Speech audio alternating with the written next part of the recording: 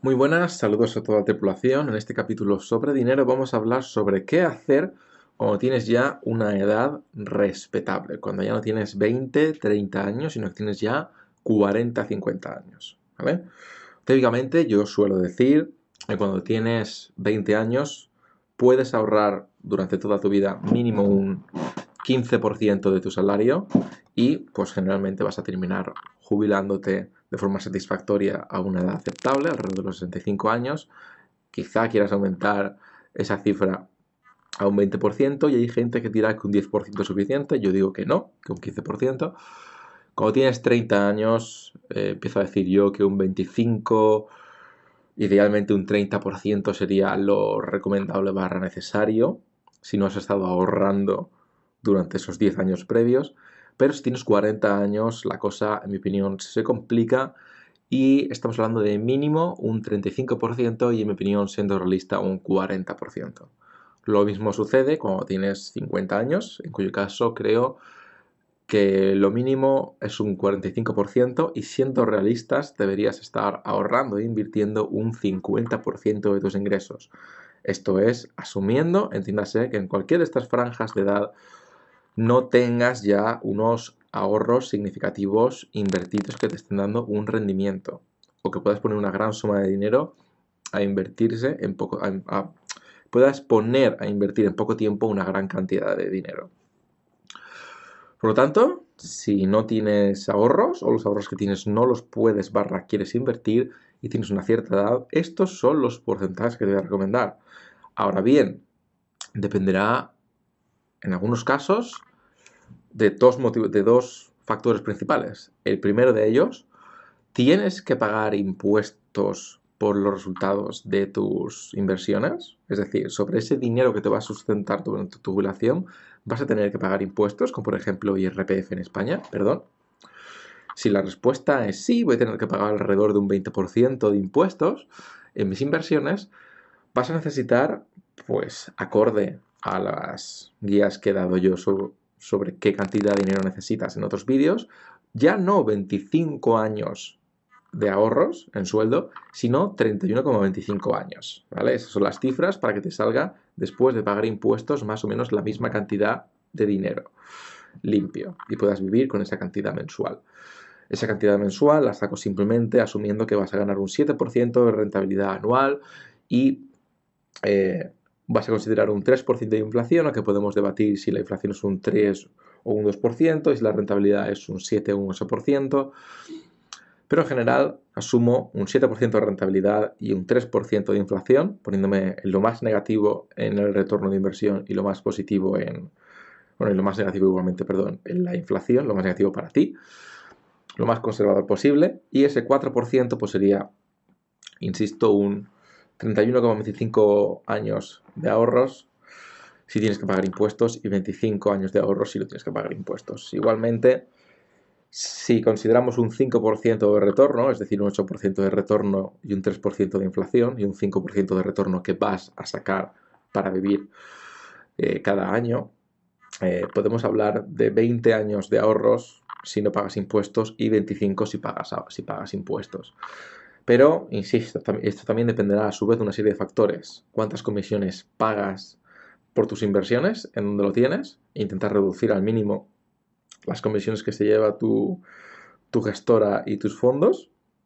Y cuál es la diversificación de tu portfolio. Cuanto más bonos del Estado y de empresas tengas, menor va a ser tu rentabilidad, pero menor volatilidad va a tener tu cartera o tus inversiones o tu patrimonio cuando haya una crisis económica o una bajada del mercado. Recuerda que el mercado está típicamente al alza un 66% del tiempo y a la baja un 33%, como norma no escrita muy general, y que en general, pues, insisto en que cuando tienes un portfolio diversificado a nivel global, sectorizado en fondos índice por el peso de cada país en la economía global y por el peso de cada sector dentro de cada país y por el peso de cada empresa dentro de ese sector, dentro de ese país, pues típicamente ya no hablamos de riesgo, sino de volatilidad a lo largo del tiempo.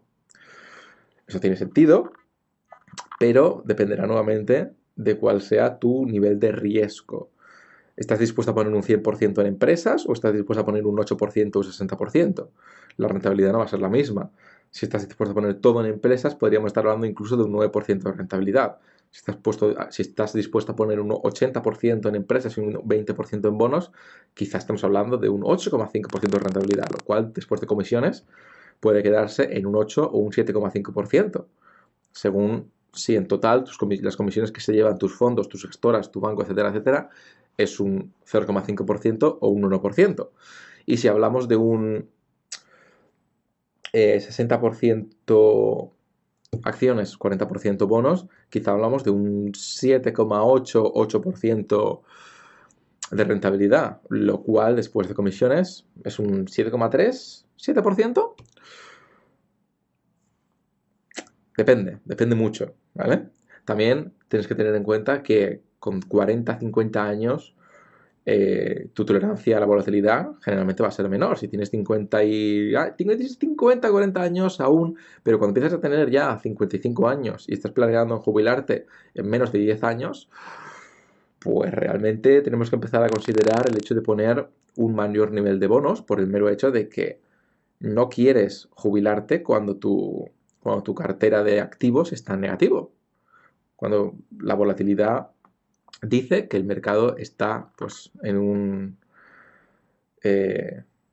bear run o en un periodo con una bajada donde generalmente o ha habido un crash económico o un ajuste anual o simplemente el mercado está a la baja o hay mayor volatilidad en ese momento y no quieres generalmente retirarte en ese momento. Pero si tienes que hacerlo, lo ideal es hacerlo cuando tienes un mayor porcentaje de bonos que compensen esas sacudidas del mercado. Insisto, depende mucho, pero tienes que para pensar una serie de factores que voy a mencionar un poco rápidamente ahora. Punto número 1. ¿Cuánto dinero realmente puedes ahorrar e invertir cada mes? En porcentaje sobre tu sueldo. Intenta maximizarlo lo máximo posible. Punto número 2. Analiza tus ingresos y gastos. ¿Qué gastos realmente necesitas y qué gastos realmente te hacen feliz?